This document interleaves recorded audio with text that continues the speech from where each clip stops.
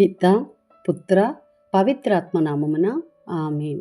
ఈరోజు జనవరి 23వ తారీఖు.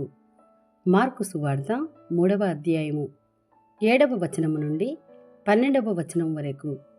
యేసు తన శిష్యులతో సరస్సు తీరమును చేరగా గలిలయ యూదయ నుండి కూడా అపార జనసమూహము ఆయన యొద్దకు వచ్చెను.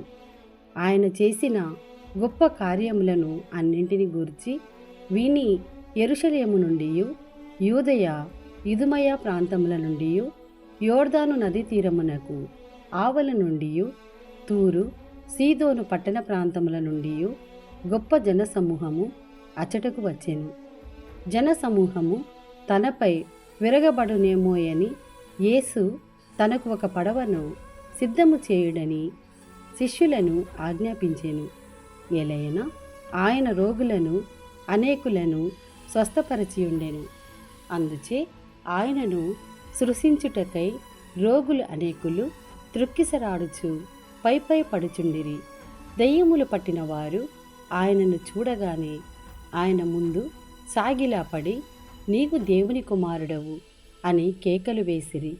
కాని తనను ప్రకటింపవలదని ఆయన వారిని గట్టిగా ఆజ్ఞాపించెను.